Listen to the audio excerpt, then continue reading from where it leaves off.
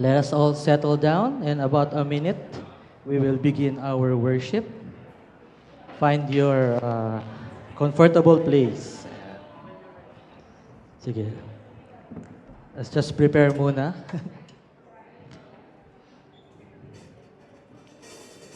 Pwede muna kayong maupo. Ayan.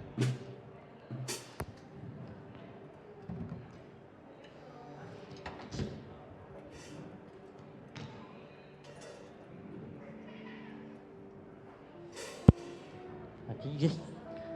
Good morning, SCC Church. Good morning also to our online viewers. And as we gather today, let us prepare our hearts for worship. Just as the early believers came together in one place, united in purpose and expectation, we too are here to seek the presence of God among us. In our worship today, may we be open to the movement of the Holy Spirit and allow Him to fill us with joy, gladness, and boldness. And today, let us come together with the hearts ready to receive and respond to His call. And as we lift our voices in praise, let us focus our hearts on God and surrendering our worries and distractions. Let us worship with joy and gratitude, knowing that our God is alive and active in our lives. May this time of worship inspire us to be vessels of His grace, love, and truth in the world that so desperately need it. So let us worship together, celebrating the incredible gift of the Holy Spirit and the joy of being part of God's family. Let us pray. Heavenly Father, our Lord God, we come before you today with grateful hearts, thankful for allowing us to gather in your presence. We invite your Holy Spirit to fill this place and let the Holy Spirit move among us. Open our hearts to your leading. Fill our hearts, our minds, our body with your Spirit. Help us to set aside our distractions and anxieties and allow us to focus on you and you only. We acknowledge that we are in need of your strength and guidance in our lives, and we seek to be transformed in your presence. As we hear your word today, may it penetrate our hearts and inspire us to live out our faith with boldness and compassion. Let us help us to remember that we are part of a larger family, united in purpose and mission, called to share your love with those around us. Thank you for your faithfulness, O God, and your unconditional love. May our worship today glorify you and empower us to go forth as vessels of your grace and truth in the world. In Jesus' name we pray. Amen. So let's all stand up. Let us lift our voices in praise, celebrating the gift of community and the power of God's love in our lives.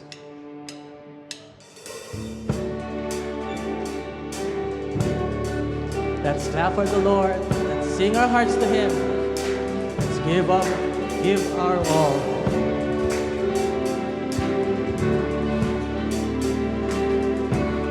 Blessed are those who dwell in the house.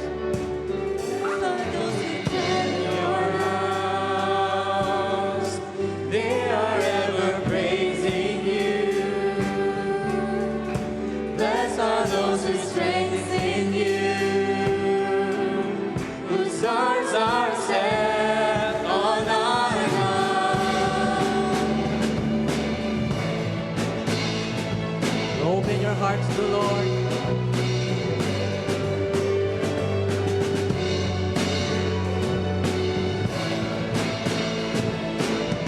Let's sing it again. Blessed are those who dwell in your house. Blessed are those who dwell in your house.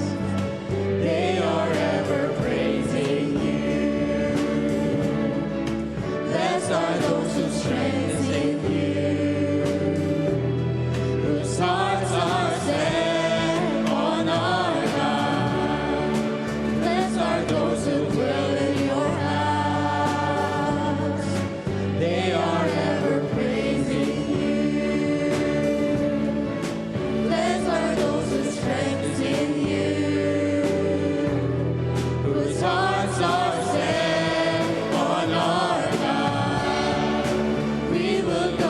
strength to strength, still we see you face to face. Hear our prayer, O Lord God Almighty. Come bless our land as we seek you, worship you.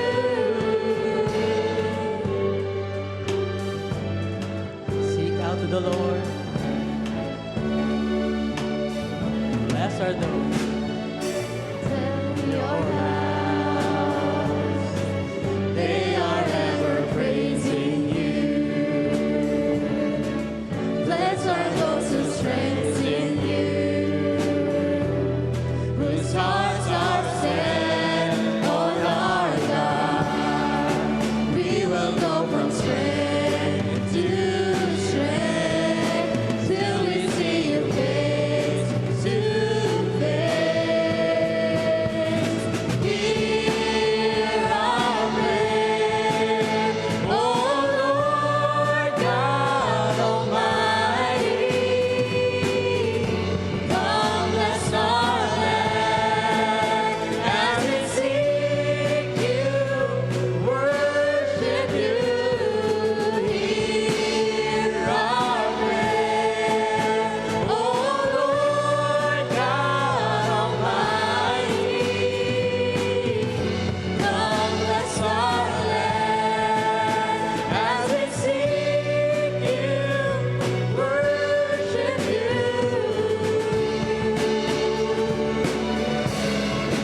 Talk to our Lord. Put your heart in. He is listening to us. He is here. He is present. Worship you, O Lord, for you are holy.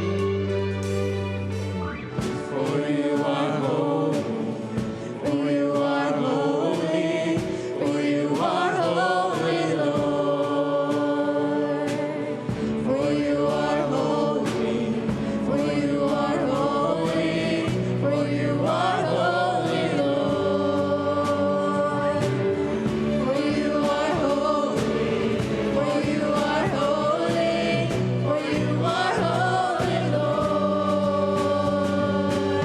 For you are holy, for you are holy, for you are holy, Lord. Hear our prayer, O Lord God Almighty. Come bless our land as we seek you, worship you. Hear our prayer, O Lord God Almighty. Come bless our land as we seek you, worship you.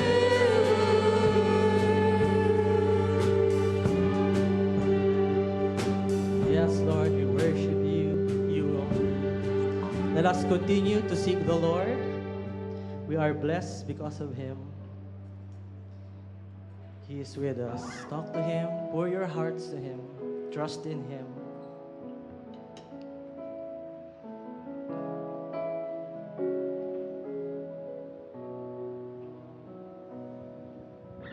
I love to worship you, my God. I love to worship you, my Lord. And see your Spirit fall in power. Your love unfolding gifts from heaven. I love to worship you, my God. I love to worship you, my Lord, and feel your precious breath of heaven, your all-consuming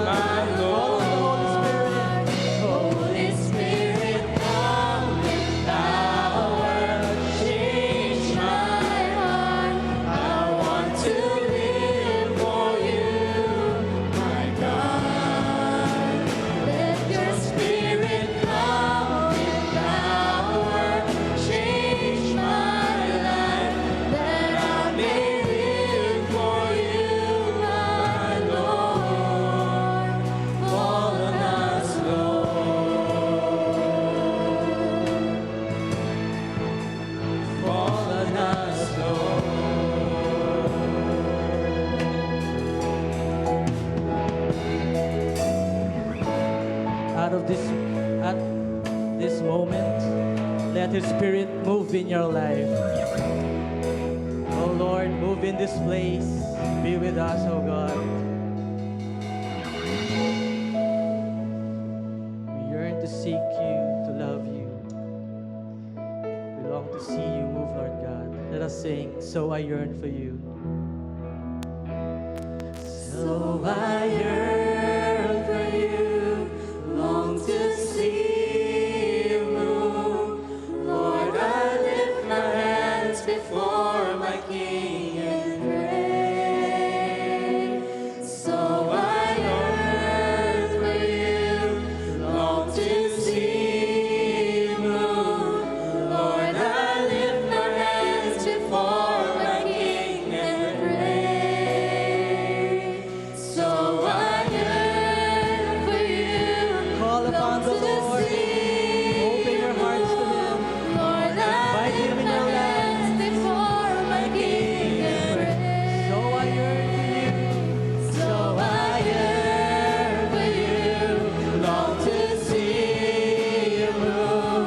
Lord, I lift my hands before my King and Hear us, O Lord. Holy Spirit, come with power, change my heart.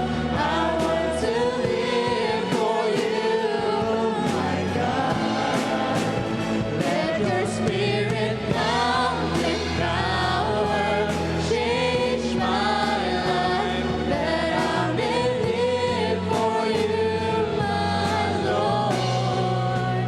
Holy Spirit, come with power, change my heart. I want to live for you, my God. Let your Spirit come with power, change my life, that I may live for you, my Lord. Fall on us, Lord.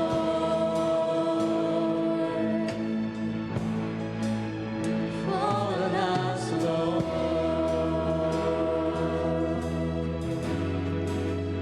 Fall on us,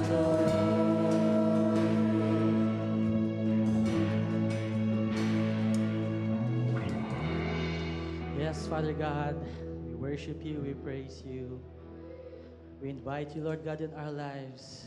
May you open our hearts, our mind to your Spirit, and fill us with your grace and your love. Lord, we invite you, Lord God, in our lives, and may your Spirit move in our life, Lord God, and in this place. Only you can give us all that we need, can fill the void inside of us, Lord. We just want to pour our hearts to you. When you hear our prayer, be with us this morning. Let's continue to worship the Lord. And as we sing our next song, let us reflect on His grace, no? Ang pagmamahal ng ating Panginoon, ang kanyang kabutihan, ayan, ang kanyang mga pagpapala. Siya lamang ang makapagbibigay ng ating mga tunay na mga pangangailangan. Ayan. Siya lang ang makapagpupuno ng everlasting peace, joy, and hope in our lives. At iba talaga pag ang Diyos ang kumilos sa ating buhay. Kaya habang kinakanta natin ang ating next song, let's invite Him in our life. Let Him take control and let God direct your life. Let's continue to call upon Him.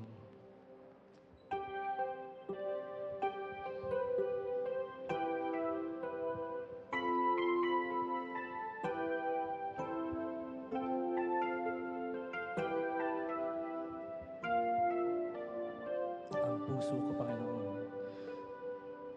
Ang puso ko'y dinudulog sa'yo.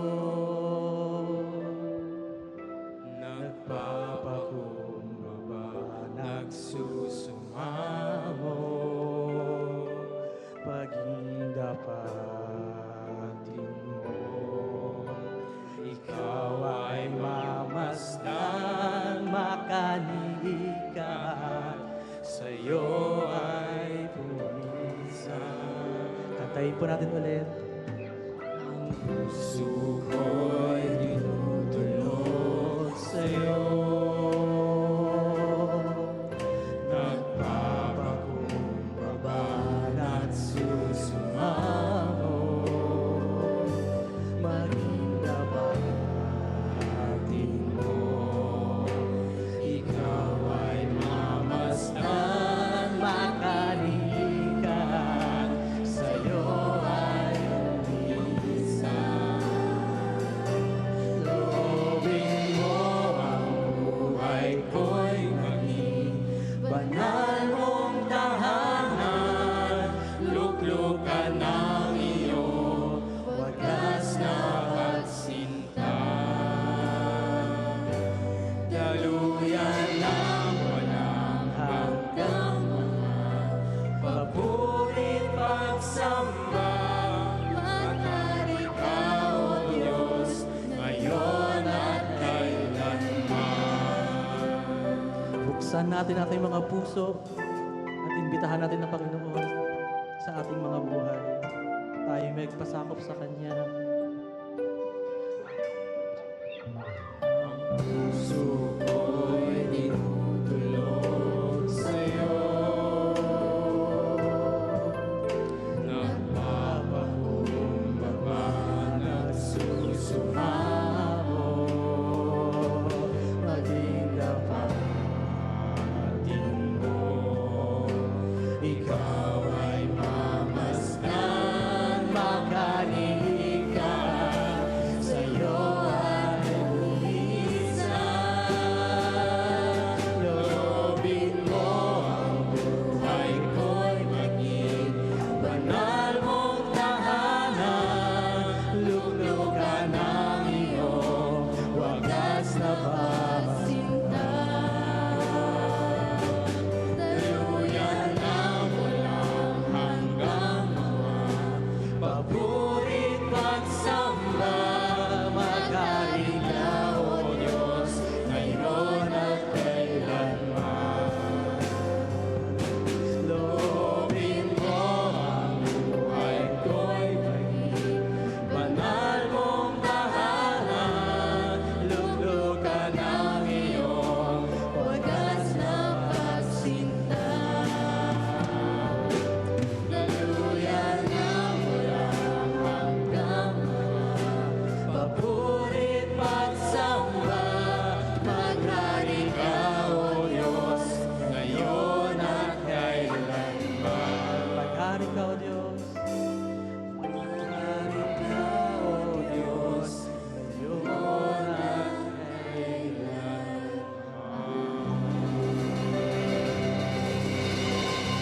Purihin ka, O Diyos, lahat ng papuri at pasasalamat sa inyo, Panginoon. Sa umagang ito, kami po ay dumudulog na nalalangin sa inyo, Panginoon. Naway pakinggan nyo ang aming mga puso na sumisigaw sa inyo, O Panginoon. O Lord, inaalay po namin ang aming buhay sa inyo. Gamitin niyo po ito sa inyong ministry, sa inyong purpose, Lord God. At paglawak ng inyong salita at inyong pagmamahal sa mundong ito. O Diyos, sa mga panahon na kami nanghihina, nagkakasakit, kami ay dumudulog sa inyo, sa inyong kalakasan, Panginoon. At minsan kami ay naghihirap, nawawalan ng pag-asa. At sa iyo lamang kami, Lord, na sasandal at hihingi. At kayo lamang po mapagbibigay ng pag-asang hindi nawawala. O Diyos, lahat ng kapurihan, lahat ng pasalamat ay sa inyo lamang. Iniibig po namin kayo, Panginoon. Ito'y aming dalangin sa pangalan ni Jesus. Amen. Makakaupo na po tayong lahat. Magandang umaga po sa lahat. At ngayong pong umagang ito, let us continue to worship our God and put ourselves in the presence of the Almighty God. Let's continue to worship Him in our prayer. Tayo po'y manalangin. Dakilang Ama na makapangyarihan at banal, kami po ay dumudulog sa iyong banal na trono na tunay na nagpapakumbaba sapagkat kami ay hindi karapat-dapat. Kami ay makasalanan, kami ay matigas ang ulo, kami ay maraming mga pagsuway na ginagawa. Subalit kami nagpapasalamat, Panginoon, sapagkat sa kabila ng aming mga pagkukulang, Ikaw ay tapat. Ikaw ay patuloy na umiibig at nagmamahal sa bawat isa sa amin. Patuloy na nagbibigay ng pagkakataon na muling makatayo, muling makabangon, at muling sumunod sa iyo, Panginoon. Hindi ka nagsasawa sa pagpapatawad sa bawat isa sa amin. Kaya, Panginoon, kami ay muling humihingi ng kapatawaran sa aming mga pagkukulang, sa aming mga kasalanan. O Diyos, alam po namin ang banal na dugo ng aming Panginoong Hesus ay tumulo sa krus ng Kalbaryo upang lubos na babayaran ang lahat ng aming pagkakasala. At lahat ng ito, Panginoon, ay hinugasan mo at malinis. At ito'y inalis mo sa amin. As far as the east is from the west, you have separated our sins before us, never to be remembered again. And Lord, we know that you also made us righteous in your sight because ibinigay mo sa amin ang lubos na kabanalan at lubos na katuwiran ng aming Panginoong Hesus. Kaya kami nagpapasalamat sapagkat bagamat kami hindi karapat-dapat na makatanggap ng ganitong mga biyaya, ay binigay mo ito sa amin. Kaya kami, Panginoon, ay naninikluhod na ibibigay ang aming mga sarili, ang aming buhay at iaalay namin sa iyo upang makapaglingkod ng may katapatan sa iyo, Panginoon. O Diyos, idinudulog ko po sa iyo ang aming bansa na sa mga darating na araw ay pipili po kami at maghahalal ng mga magiging pinuno ng aming pong mahal na bansang Pilipinas. Panginoon, alam ko po na mayroong mga tao na hindi wagas ang kanilang hangarin, mayroong mga maitim na balak para sa bansa at para sa kanilang mga sarili. Panginoon, biguin niyo po sila. Tulungan mo po ang aming mga kababayan na pumili ng tama. Tulungan mo po ang bawat isa na magkaroon ng karunungan upang ang amin pong iboboto ay ang mga karapat-dapat lamang. At nawa, Panginoon, bagamat ikaw ang may kapangyarihan na maglagay ng mga tao at meron kang kadahilanan, meron kang purpose, kami ay umaayon sa anuman ang magiging resulta ng halalang ito. Sapagkat nananalig kami sa iyong kapangyarihan at sa iyong sovereignty. Maraming salamat, Panginoon, sapagkat dinala mo kami sa lugar na ito upang magkasama-sama at umang aming sambahin ang ikaw sa Espiritu at sa katotohanan. At kami, Panginoon, ay bigyan mo ng puso na bukas, malambot, na nais na maturuan mula sa iyong mga salita. Kumilos ka sa amin sa pag-aaral namin ng iyong mga salita. Gabayan mo po ang iyong lingkod. Maraming salamat, O Diyos. Ito po ang aming hiling at dalangin sa matamis na pangalan ng aming Panginoong Hesus. Amen and amen. Alright. Praise be to God. Magandang umaga po sa bawat isa sa atin. And sabihin mo nga sa katabi mo, bakit ang cute mo ngayon? Yeah. Sabihin mo, ngayon lang ha. Kasi nandito ka sa church. Ayan. Okay, so magandang umaga po. At you know, I remembered what King David said. I was glad when they said unto me, let us go into the house of the Lord. Ayan. Napakaganda po ng tinura ni Haring David na kapag daw siya ay pupunta sa tahanan ng Diyos upang sumamba, ay nandun yung kagalakan sa kanyang puso. Alam po niyo, ito po yung napakagandang magkaroon po tayo ng ganitong klaseng kagalakan.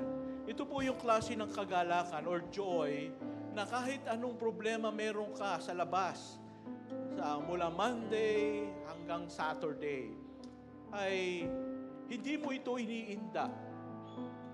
Hindi ito lubos na nakakapagpa-down sa iyo sapagkat alam mo that your God is in control of your situation. Amen?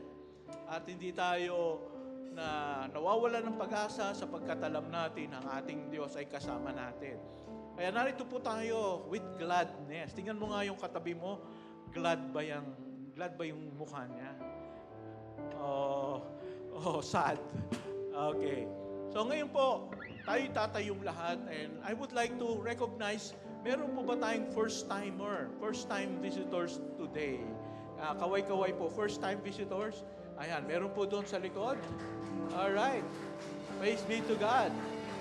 Maraming salamat po sa inyong pagdalo at kami po ay lubos na nagagalak, natutuwa na kasama po namin kayo. And also, the second timer. Meron mga second timer tayo. Kaway-kaway, mga second timer. Yan. Okay. Praise be to God. At meron ding mga, bagong kasal. Ayan. Kaway-kaway yung mga bagong kasal. Ayan. Alright. Praise be to God. So, tatayo po tayong lahat at babatiin natin ang bawat isa. I-welcome po natin. Let's sing this welcome song. Come to the family. We're glad that you have come to share your life with us as we grow in love, and may we always be to what God would have us be, a family always there to be strong and to be known. May we learn to love each other more than is today. May words of love be on our lips in everything we say. May the Spirit melt our hearts and teach us how to pray, that we might be a true family.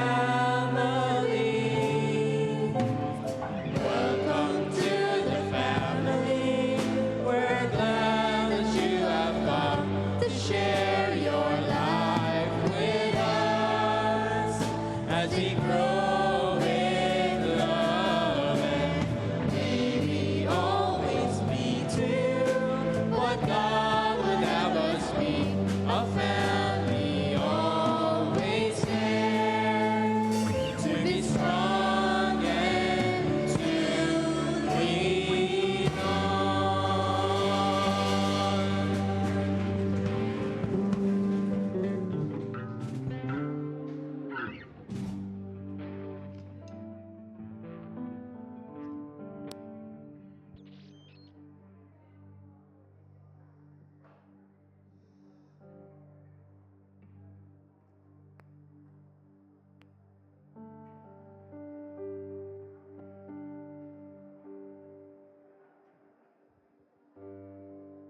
Hello. Good morning.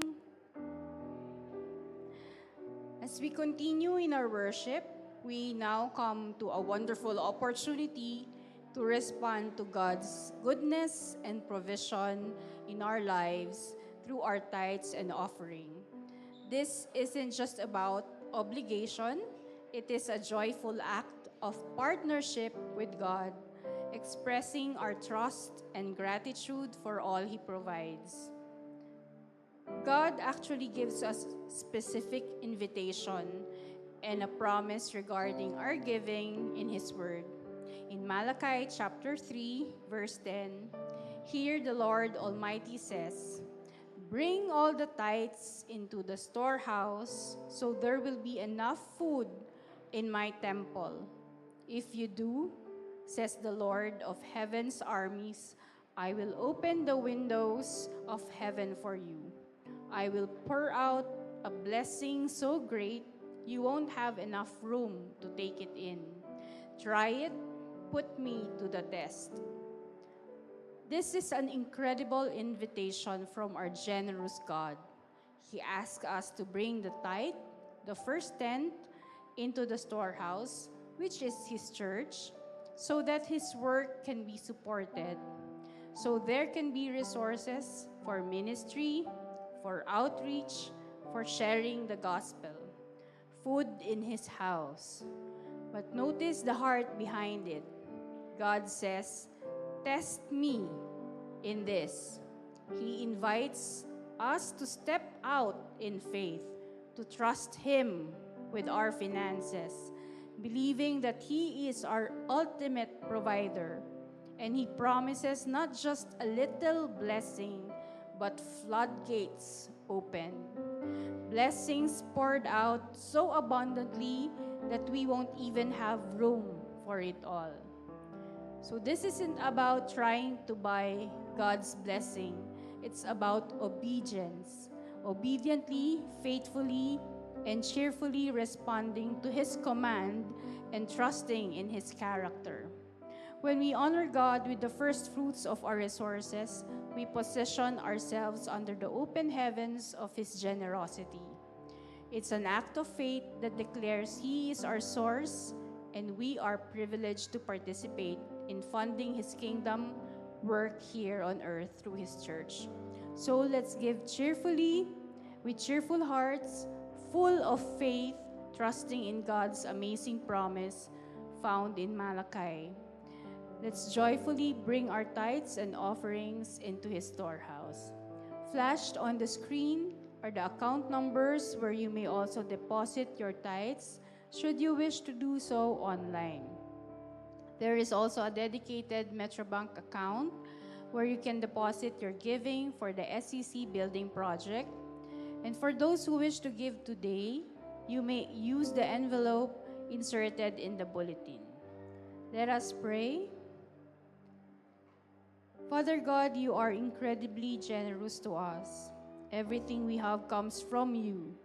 We thank you for your provision and for the privilege of partnering with you in your work through our giving.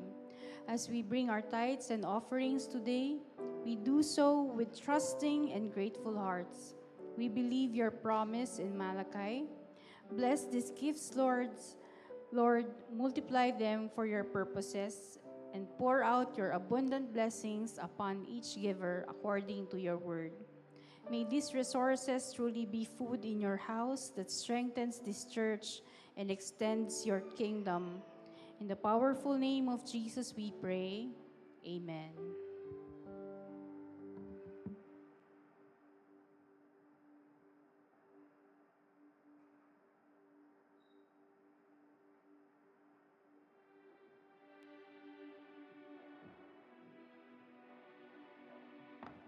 Before we have our Lord's Supper, may I request the elders and deacons to serve the elements first, please.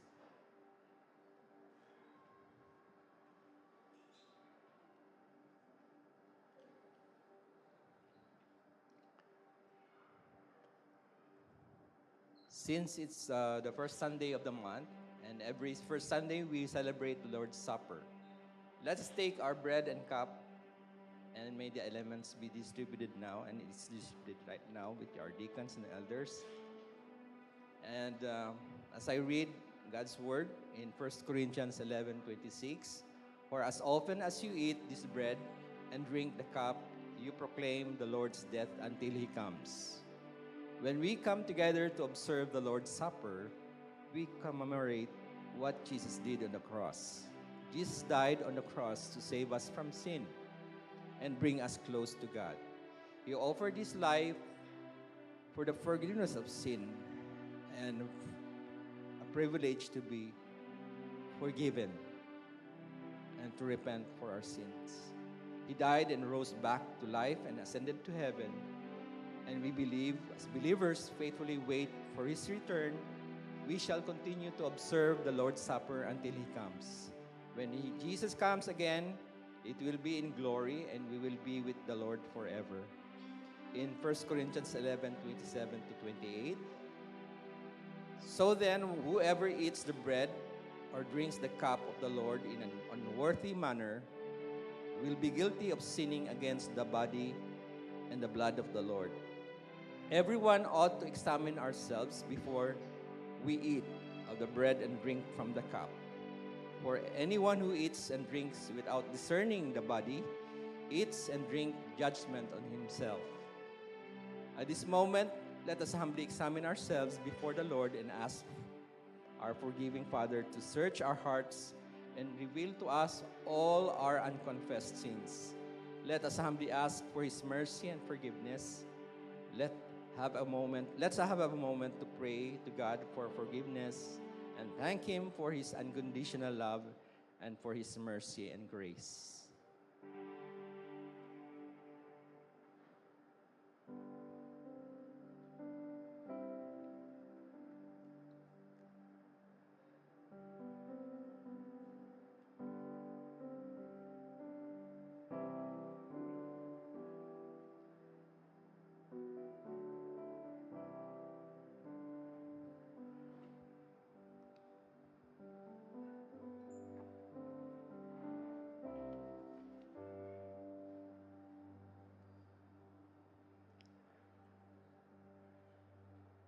Let's pray.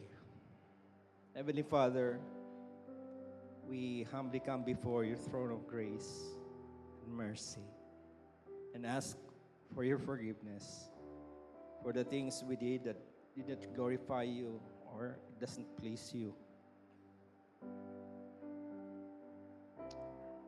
Everything that you have commanded that we failed to do so. Search our hearts today, Lord, and reveal all things that separate us from you, from your loving grace and mercy, that we may lay them all down at your feet. We thank you for your faithfulness when we ask for your mercy. You're lovingly and willingly to forgive us. In Jesus' name we pray. Amen. In 1 Corinthians 11:23 to 24, it says, "For I received from the Lord what I also delivered to you, that the Lord Jesus on the night when he was betrayed took bread. And when he had given thanks, he broke it and said, 'This is my body which is for you. Do this in remembrance of me.' So let us lift the bread and say, 'Thank you, Jesus, for your body that was broken for me.' Let us eat together.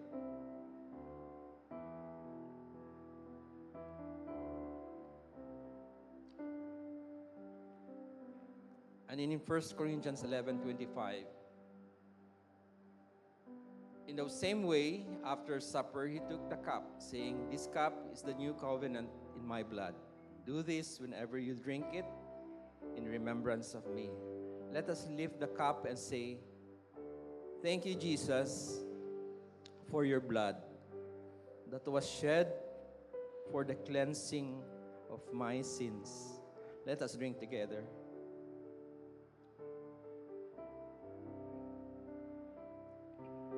Let's pray.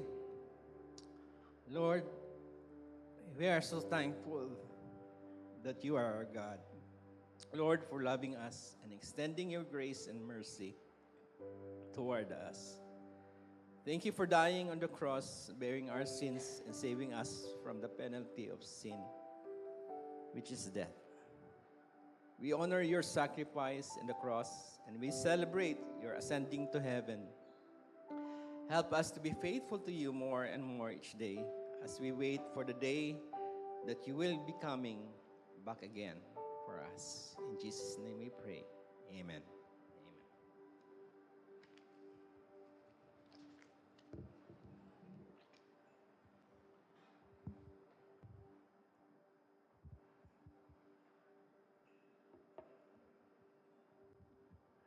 All right, again, good morning, everyone. Welcome to Solace of Christ Church. Here we are, family. And Today we are now on our second sermon of our Church on the Move sermon series. At ito po ay pag-aaral natin ang the book of Acts of the Apostles. So pag-aaralan po natin about the Holy Spirit. No? Do you know anything about the Holy Spirit? Sabi nga sa verse, do not be drunk with wine, but be filled with the Spirit.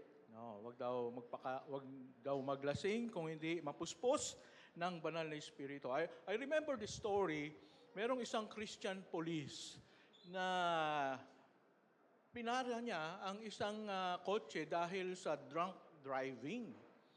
Oh, and lo and behold, yung palang driver ng kotse ay deacon nila sa church. My goodness!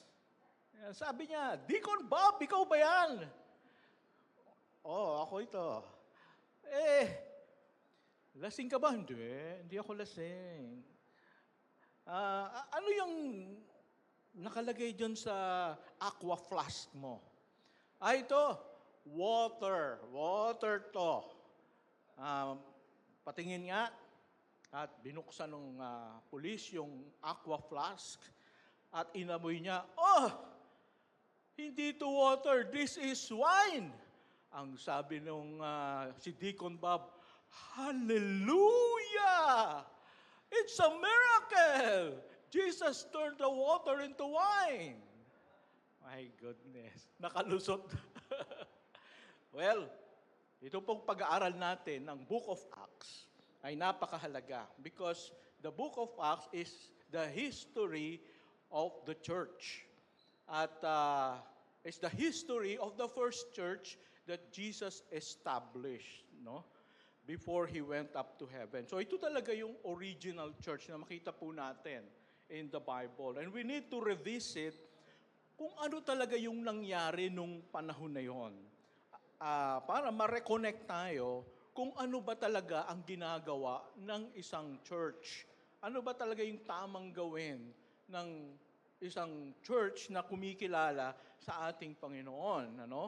We ought to be doing, believing, and living what the first church believed. So that we know na hindi tayo kulto. Tama ba? Kasi, alam po nyo, kapag nililimot natin yung history, there is a tendency for the church to move farther and farther and farther away from the original church of the Lord Jesus Christ. Kaya may mga nag-claim na, kami yung historical church.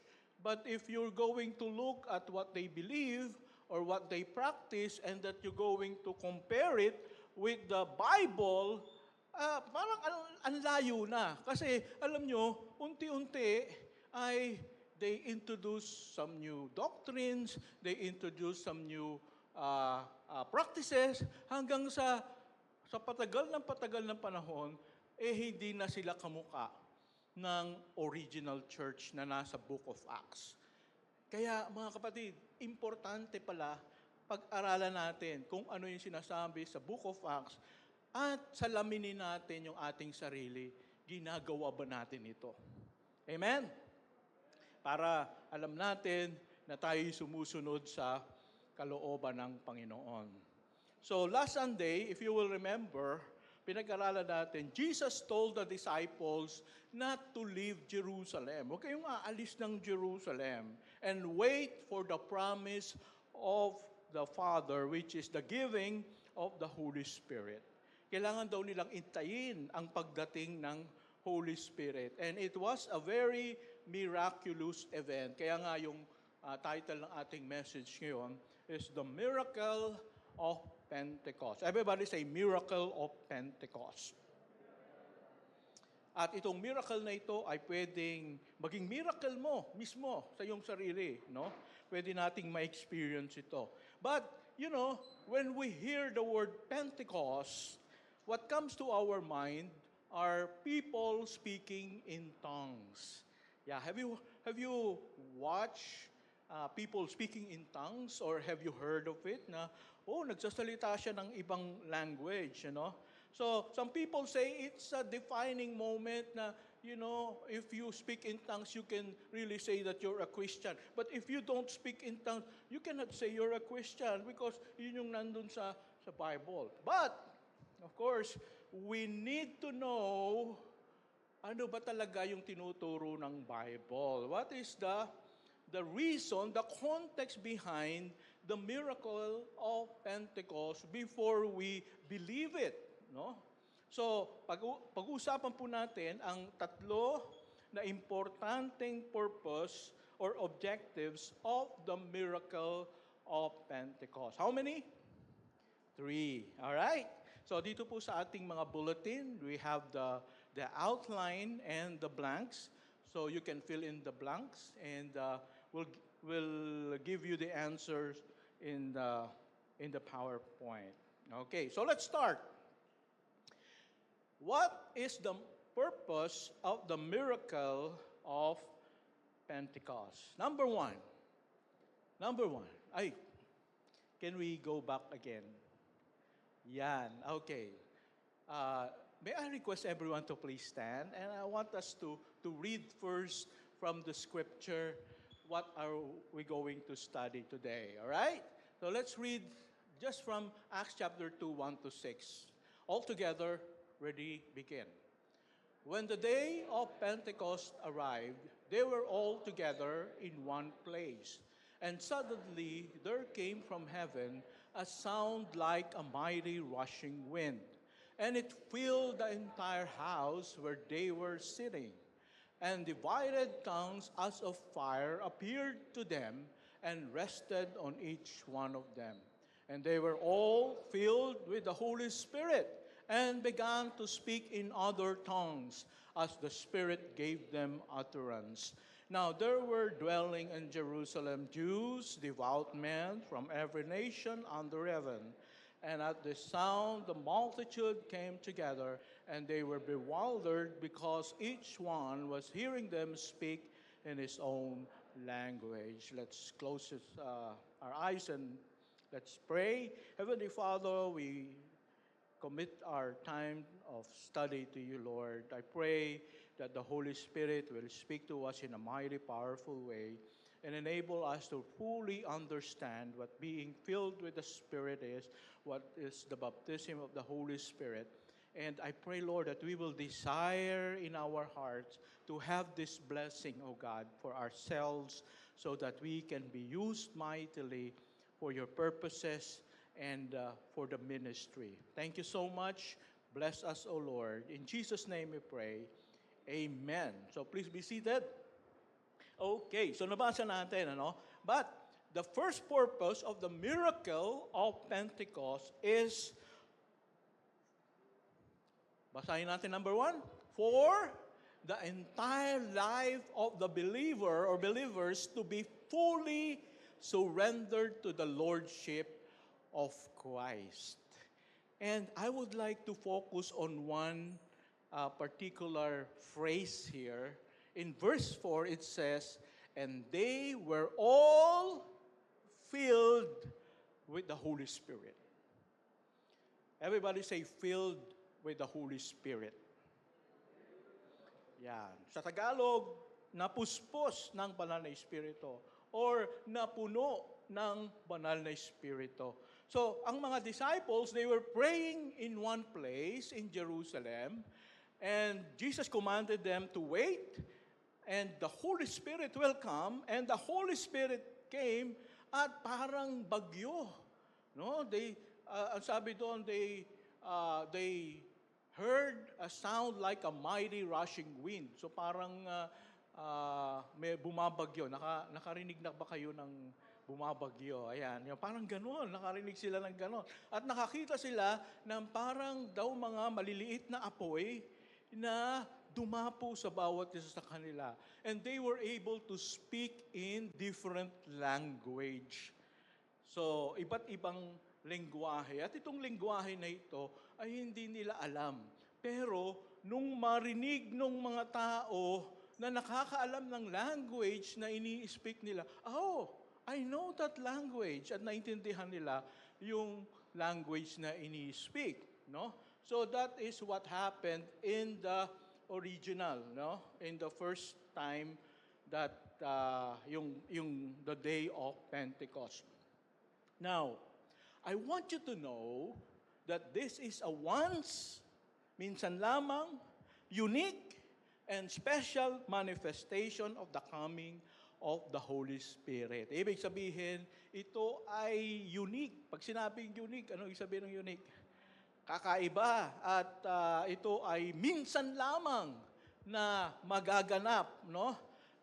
The coming of the Holy Spirit in the life of the believers during that time. And it was the only record in the Bible that this dramatic event of a sound of mighty wind and visible tongues of fire happened. So ngayon, kung mapupuspos tayo ng Holy Spirit, huwag kayong maghahagilap bakit walang malakas na unos? Ano? Bakit walang tunog na bagyong dumarating? Bakit walang apoy? Yan. So, kasi po, it is a unique event. It is the birthday of the church. At it is just once and for all. Yun lang po yung nangyari. No? It will not happen like that anymore. Ngayon, sabi dito, they are all filled with the Holy Spirit. Now, the focus of Pentecost is to fill up the believers with the Holy Spirit. All right? It's not so much on the speaking of different language, but it is so much on the filling of the Holy Spirit na tayo'y mapuspos ng banal na Espiritu. And alam po ninyo, kapag tayo napuspos na puno, I want you to picture na parang isang baso na walang laman at ito ay binuhusan ng tubig at anong nangyari? Umapaw ng umapaw. So that's the picture that the Holy Spirit, we are empty and we need to be filled with the Holy Spirit. So, right now, maybe you are a Christian and maybe you are so full of yourself. Ikaw ay sa ngayon, kung hindi ka papuspos ng Banal na Espiritu, maaring puno ka ng sarili mo. Puno ka ng galit, puno ka ng pagkainggit, puno ka ng mga bagay na hindi makadiyos. At pwedeng mangyari yan sa isang Kristiyano. No? So, we control ourselves, we control our lives. But to be filled with the Holy Spirit means we surrender and hand over the control of our lives to the Holy Spirit. Are you willing to do that? Kasi gusto natin, sa buhay natin, tayo yung nasusunod.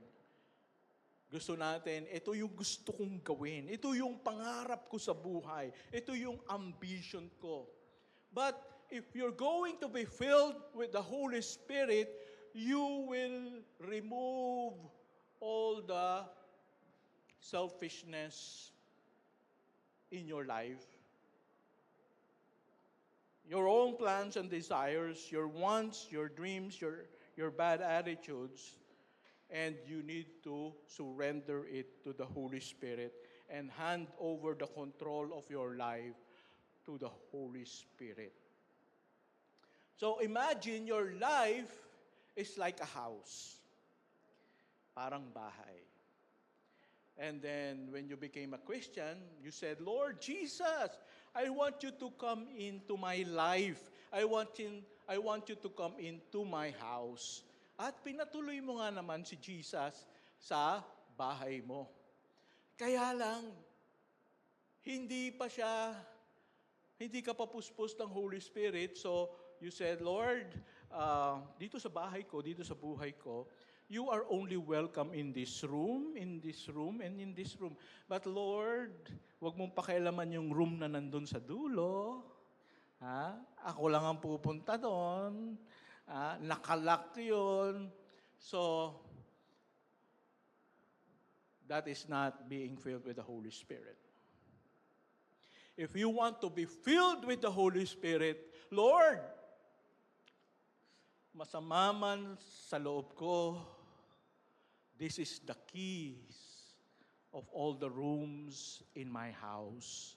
And I hand it over to you, Lord, and I want you to open all the rooms of the house. And if you see something that is filthy, that is bad, I surrender it to you, and I want you to clean it for me. So that is full surrender of every aspect of your life to God that is being filled with the Holy Spirit. So hindi ito yung parang yung mga drug addict na kailangan ano ba yun? Suminghot ng shabu para parang feeling punong-puno ng kaligayahan. No, it's not something like that, no? Na parang may mga churches na, punta kayo sa amin, masaya. Pag napuspos kayo ng Holy Spirit, para kang lumulutang sa hangin. No. Being filled with the Holy Spirit is the full surrender of your whole life to God, to the Lord Jesus Christ, and to the Holy Spirit. That the aspect of your life, your friendships, your love life, your entertainment, your finances will all be surrendered to the Holy Spirit. So, mga kapatid, walang off-limits sa Panginoon sa ating buhay. Ibibigay talaga natin lahat-lahat sa Kanya.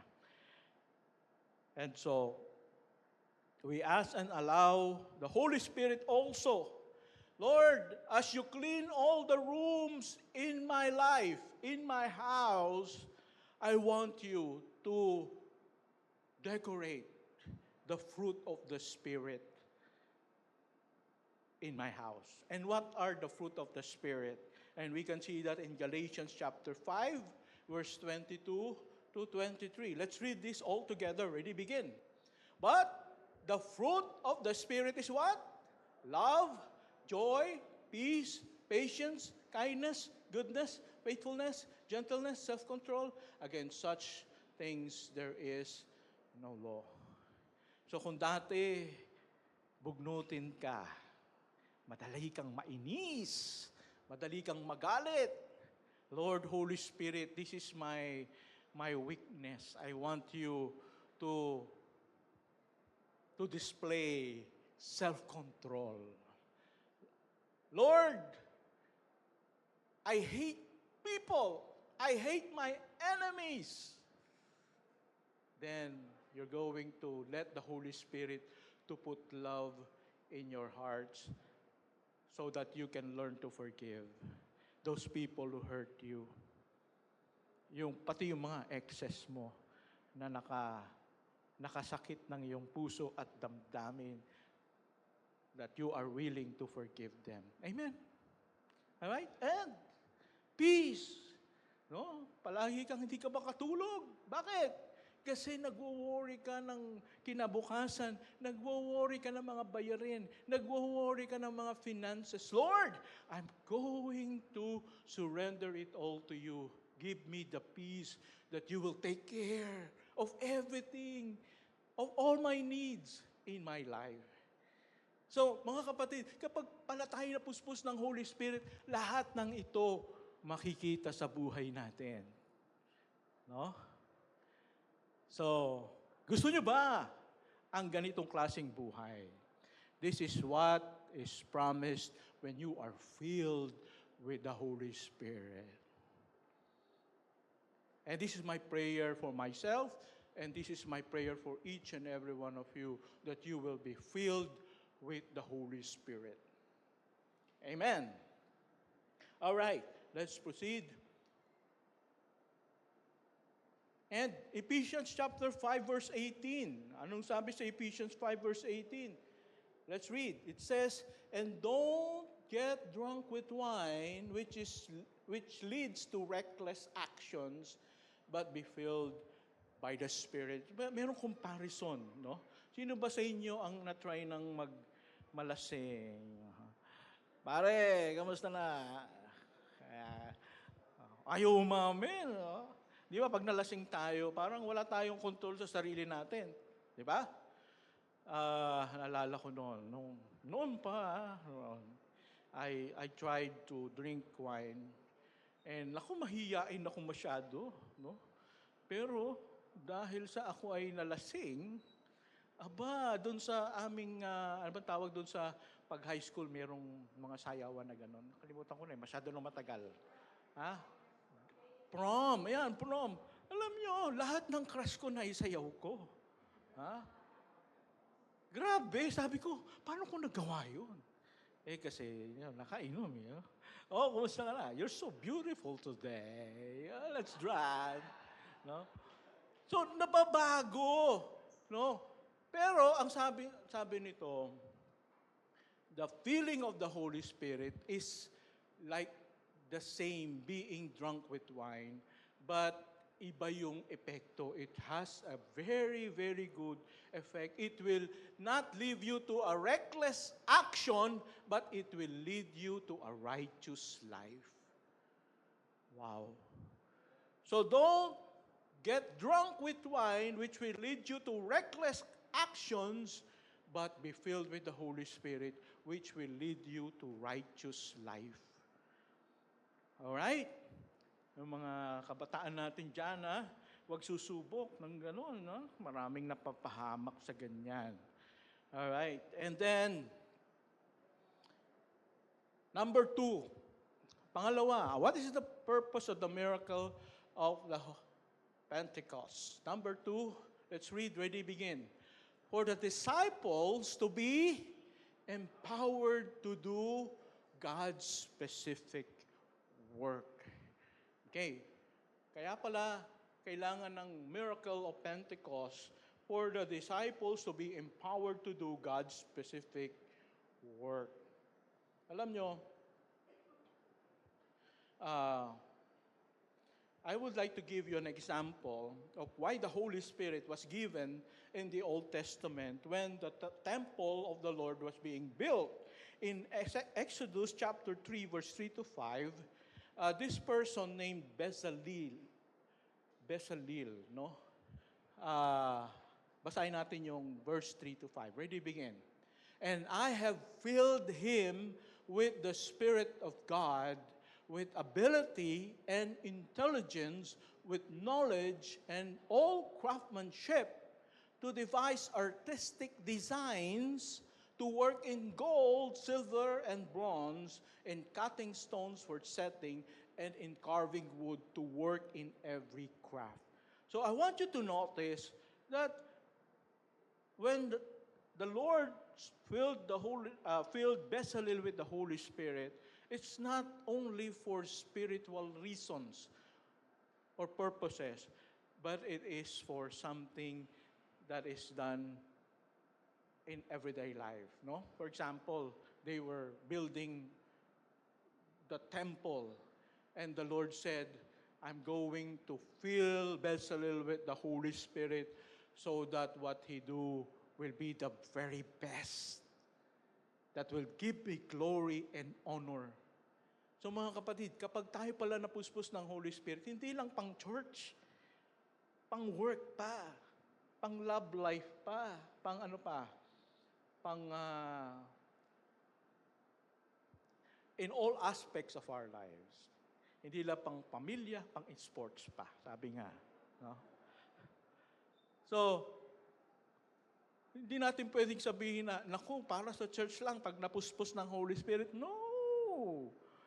You can use the fulfillment or the filling of the Holy Spirit even for your family, even for your relationship, even for your work, no? Even for the ministry. God will enhance your skills. Kung magaling ka na sa ganito, lalo ka pang gagaling. Because merong supernatural power and God will open doors of opportunities for you. Kaya, Huwag mo sabihin na pang church lang. It can also be used kung if this is what God wants you to do, He will fill you with the Holy Spirit so that you will be able to do what He wants you to do. Amen. So, kahit isa kang accountant, no? Magaling ka sa numbers, God can bless you and God can give you the intelligence to be able to solve problems that you cannot solve. That is the empowerment of the Holy Spirit. So that means if God wants you to accomplish something, He will send the Holy Spirit. And also, during that time when God wanted to deliver Israel from their enemies, God has filled with the Holy Spirit Samson and Gideon and Samuel, and God used them to become very good leaders. And they were able to free their fellow Israelites from the enemy. So leadership, no? If you need leadership, if you want to develop your leadership, you need to be filled with the Holy Spirit. Kaya ako bilang pastor, kailangan ko ng kapuspusan ng Holy Spirit. Yung ating mga elders and deacons and family circle leaders, you need to be filled with the Holy Spirit. Ngayon, let me explain. Let's go back to Pentecost. During that time, alam nyo ba, in Jerusalem, they were celebrating the Feast of Weeks. Everybody say Feast of Weeks. All right. In another word, this is Shabuot. That means this is a very important celebration for the Jews that they remember and celebrate the giving of the Ten Commandments to Moses. Yan. So, once a year, sineselebrate nila ito at it becomes a pilgrimage for all the Jews all over the world. Yan. So, every year, lahat sila, naghahanda sila, malapit na yung Feast of the Weeks, yung Shabuot, I need to go to Jerusalem. Okay, so that was the day of Pentecost. Okay? Now, that all the balikbayans of the Jews were there in Jerusalem. Sobrang daming tao from all over the world. God has empowered the disciples with the Holy Spirit, and they were enabled to speak in foreign language. Now, why was that? Bakit binigyan sila ng ability to speak in foreign language?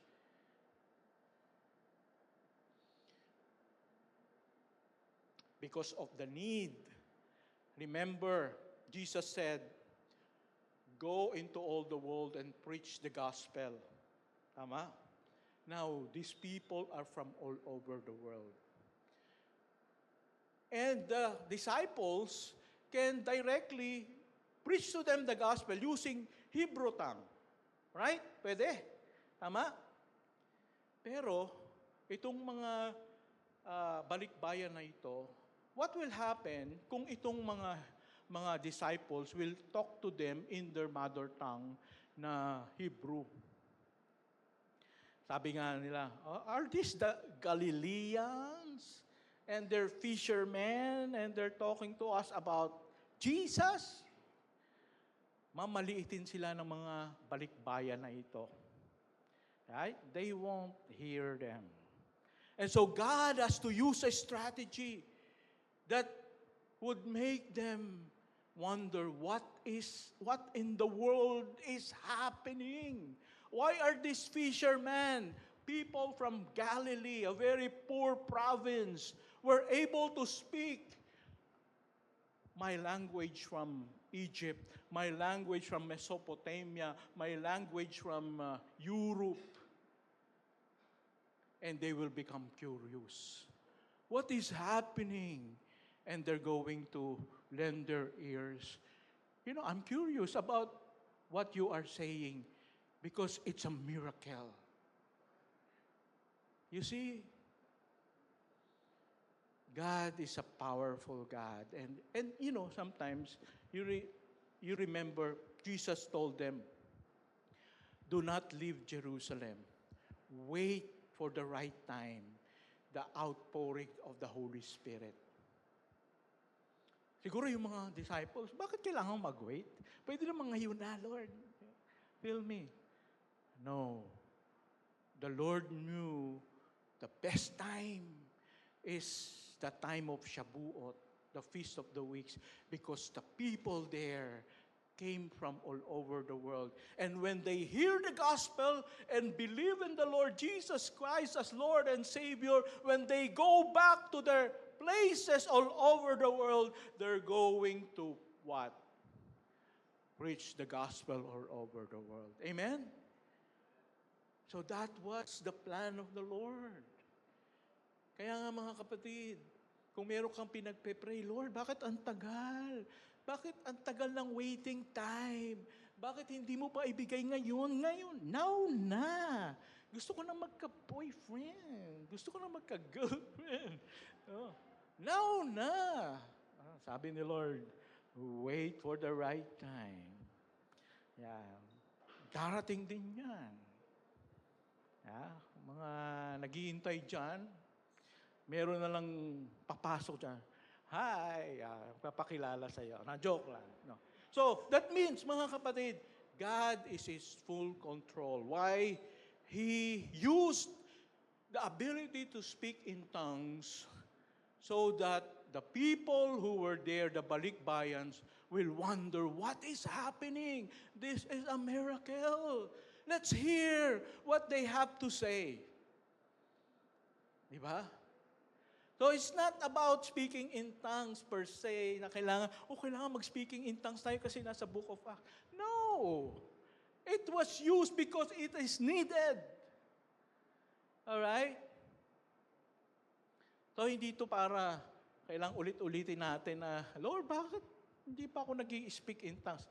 Bakit meron ka bang kasamang French dyan na kailangan mong share ng French? No? There is no need. Alright? So, kaya ginamit ni Lord yung speaking in tongues because of the need. Okay? So, now, do you know that there is an account in the Bible where something like this happened? People began to speak in other languages. Sinong nagbabasa ng Bible? Anong part ng Bible yon? They speak in other languages. Ate Bunch. In Genesis, the Tower of Babel. No? So yung mga tao, they're so immature, they're so worldly, they're so evil. Let's build a tower that will reach up to heaven. And so God enabled them to speak in different languages. Hindi sila magkaintindihan. Yung isa Bisaya, yung isa Ilocano, yung isa French, yung isa Arabic. Hindi nila matuloy yung kanilang ginagawa. And so they began to scatter. Alright? But this time in the Pentecost, because these believers, they're full of love for the Lord. They're full of love for one another. They were able to speak in other languages also. But it resulted to a very good thing, the salvation of people. So mga kapatid sa ating pong church, kapag meron tayong disunity, kapag meron tayong awayan, magkakaroon ng division. Pero kapag merong love, merong unity, makaka-accomplish tayo ng mga bagay na dakila. Amen? I hope na dito sa church natin, kahit maliit lang tayo, meron tayong love for one another. Meron tayong unity. meron tayong caring for one another so that we can accomplish great things for God. Okay, let's proceed with the last one. Number 3. For more people to hear the gospel for their salvation. Sabi nga sa verse 11, both Jews and proselytes, Cretans and Arabians, we hear them telling in our own tongues the mighty works of God. And that includes the giving of the only begotten Son, the Lord Jesus Christ, dying on the cross to save us from our sins. And in verse 12, and all were amazed and perplexed, saying to one another, what does this mean? But others, mocking, said, they are filled with new wine. Wow. Ang sabi sa verse 12, they were amazed and perplexed. Amazed and perplexed. Ano yung sabihin ng amazed? Namangha at nagtaka, perplexed, no? So that means that led them to become curious. Ang sabi nila, ang tanong nila, what does this mean? Nagkaroon sila ng tanong sa sarili nila, anong ibig sabihin ito? I'm willing to know what does this mean. And later on, makita natin, Peter stood up. This is what this means. This is the reason why this happened. God loves you. Jesus died for you.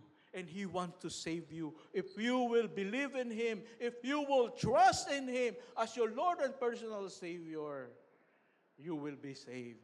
This is what this means. Mga kapatid,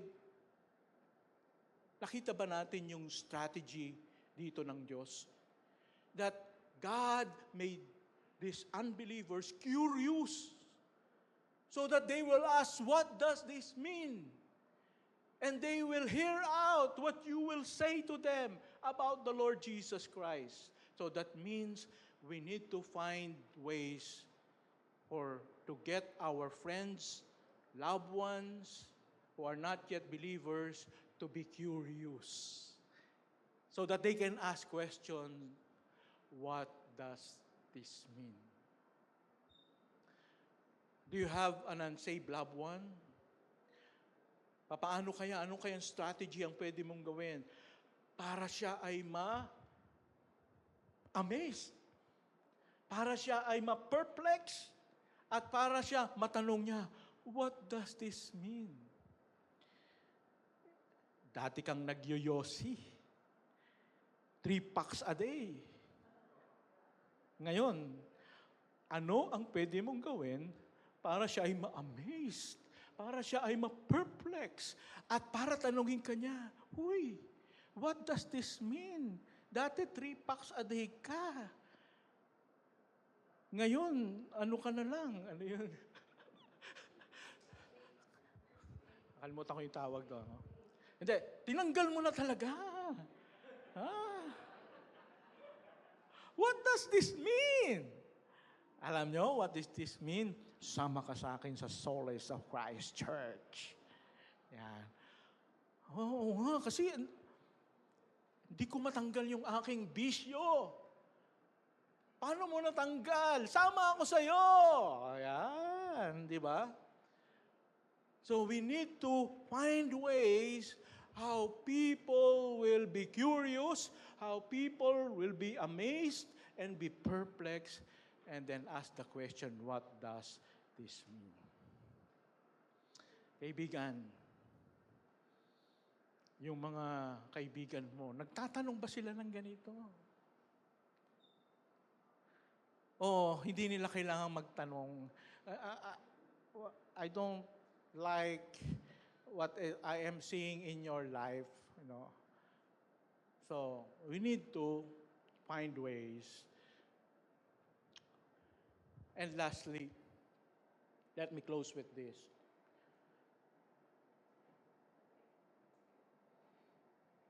Maybe you are thinking, Lord, ang ganda pala na mapuspos ng Holy Spirit. It can, revolutionize my life. It can revolutionize my career. And God can open doors of opportunities for you that you have not seen before because God is with you. So Lord, I want to be filled with the Holy Spirit. But I want to tell you something. Do you know that only 120 disciples were filled with the Holy Spirit and were able to speak in tongues during that time? But there were around 1,000 or around at least 400 disciples of Jesus Christ. Now, bakit yung 120 lang ang filled with the Holy Spirit? Bakit yung 380 hindi sila na-filled ng Holy Spirit? Why? You know why? Because at first, Jesus told them, do not leave Jerusalem. Wait for the promise of the Father, which is the Holy Spirit. I want you to gather in Jerusalem. Don't leave Jerusalem. I want you to pray together. And then wait. But only 120 people were committed to wait. Were committed to receive that promise. The 380 people, Lord, kasi katatapos lang yung namatay ka sa krus. Grabe, very stressful sa akin yun. I need to relax. So I'm going to the beach in Galilee muna. Kailangan kong magbakasyon naman. So hindi muna ako sasama sa inyo. You pray for me, but I'm going to take my vacation. So hindi sila nag-remain. And so when the Holy Spirit came, only those who were faithful, only those who are committed, only those who were there and waited patiently for the Holy Spirit, received the special blessings, and their lives were revolutionized and were never the same again. Do you want the work, the special work of the Holy Spirit in your life? You have to be committed to the Lord. You have to say, Lord, I want it. I'm willing to sacrifice. I'm willing to be committed so that I can receive the filling of the Holy Spirit. Let's close our eyes and bow our heads. Kaibigan, kumusta ka na? Kumusta na ang buhay mo sa Panginoon? Maybe it's been a long time since you were saved. Maybe before when you were younger, God has used you in a mighty, powerful way. And people were blessed by you, by your testimony, by your ministry. But later in life, you had other priorities. It has become more of you.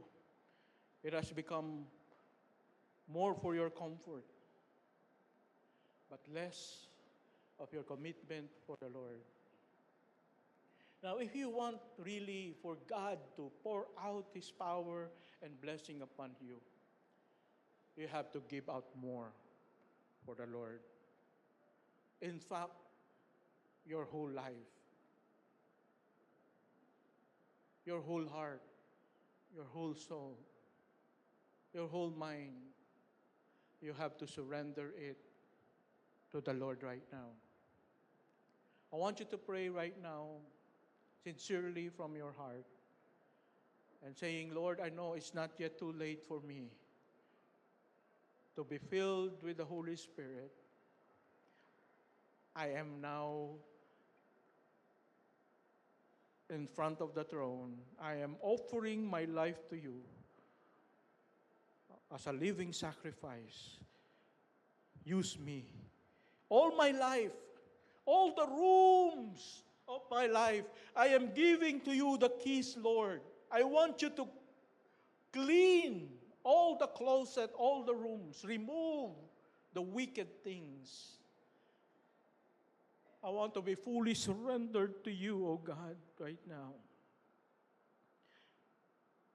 Bless me and use me again. I want you to pray.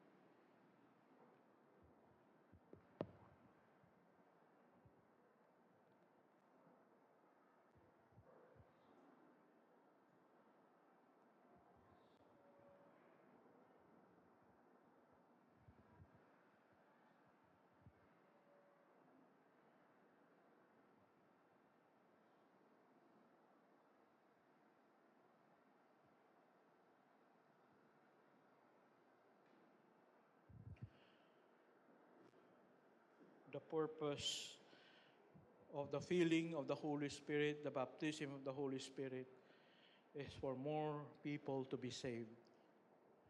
I hope that as you have committed your life to the Lord right now, people will see and you will be able to lead people to the Lord.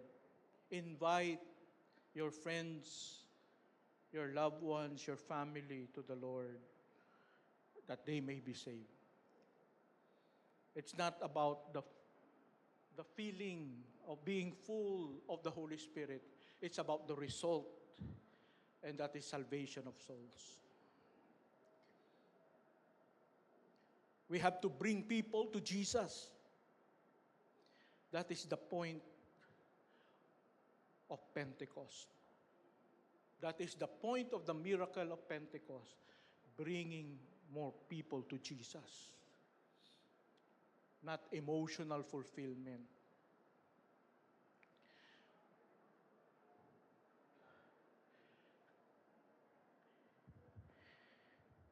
Father God, thank you, Lord, for your word. I pray that starting today, more and more people from SCC will be fully filled, fully surrendered to the Holy Spirit, and that their lives will be transformed, and that they will be empowered to invite people to serve you here at church, maybe in our worship team, maybe in our ushers, maybe as a counselor, a Sunday school teacher. Lord, use them in whatever way. Bless them, Lord. This is our prayer in Jesus' mighty name. Amen. Amen. Praise be to God. So today, let me give you some announcements. Attention to all family circle leaders and assistant leaders. We will hold simultaneous separate mentoring sessions for the men and ladies, small group leaders after the service, 11:45 to 1:30 p.m. Okay? The men will be handled by Pastor Benji and yours truly, and the ladies will be handled by Ate Vanch and Deaconess Aline. Okay? Please stay. And calling also all our Vacation Bible School volunteers to attend the evaluation meeting at 1:35 p.m. Okay.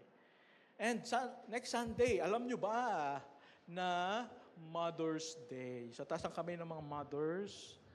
Yan. Oh, mothers ka na. Ako kang magbiro ng ganyan. Okay, Mother's Day, next Sunday.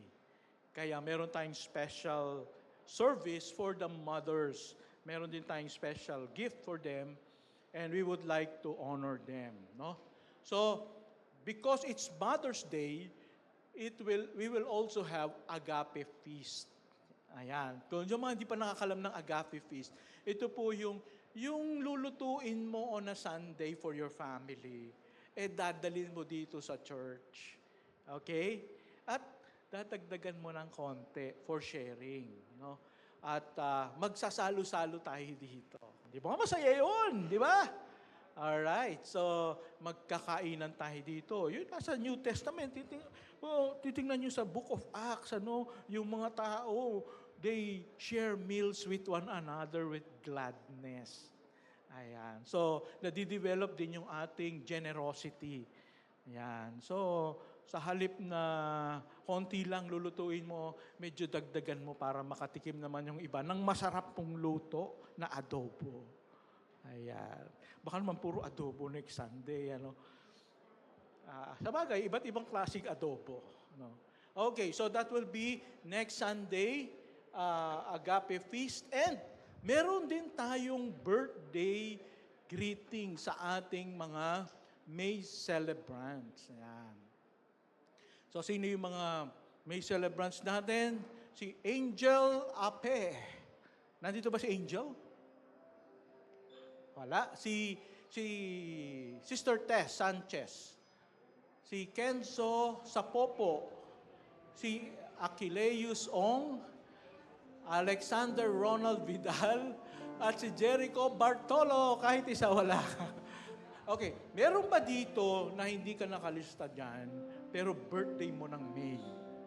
O visitors natin. Meron ba? Yeah. Yung anak nyo. Okay. Pwede bang pakitawag para meron tayong kakantahan dito? Yung mga visitors na, may ba kayo? May? Wala? Wala. Yan. Si brother. Halika. Ikaw bang May? Come in.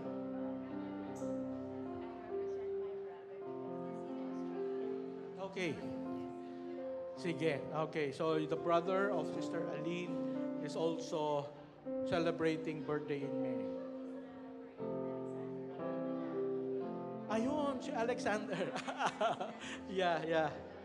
Okay. He used to attend our online. Okay, mga kapatid, let's sing happy birthday. Ready? Sing. Happy birthday to you. Happy birthday to you. Happy birthday, happy birthday. Happy birthday to you. Okay? Can you please blow the candle? Come here. Blow the candle. Ayan. Blow the candle. Lakasan mo lang konti. Yung rushing mighty wind. Yan. Okay, let's pray for them. Father God, thank you, Lord, for the lives of these our brothers and sisters, Lord, who will be celebrating their birthday this month. I pray for your outpouring of blessings upon them and outpouring of the Holy Spirit as well. And I pray, Lord, that you're going to use their lives and make them fruitful for the kingdom of God and for the glory of your name. Provide their needs, Lord, and open new doors of opportunities for them. This is our prayer in Jesus' mighty name. Amen and amen. God bless you. So, maya, paghatian nyo yan. Let's all stand and let's have our closing song. But before we do that, let's have our closing prayer. Our gracious, most loving Heavenly Father, we thank you, Lord, for the gift of the Holy Spirit. Truly, Lord, that He is our Parakletos, the one alongside to help us in all our needs, in all our struggles, Lord. We really cannot do it on our own. We need the Holy Spirit. And so, Lord, Holy Spirit, I pray, oh God, we submit to you. We surrender ourselves to you, oh Lord. And I pray that you will lead us the way, Lord, to where you want us to go, to how you want our church to accomplish your vision and the mission that you have entrusted to us. Oh Lord, may your name be glorified. May the love of the Father, the grace of the Lord Jesus, and the fellowship of the Holy Spirit be with you all. Amen and amen.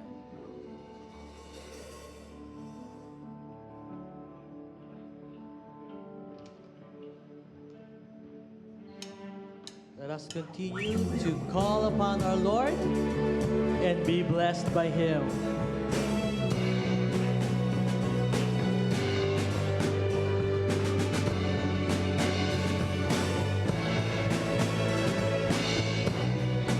Blessed are those who dwell in your house.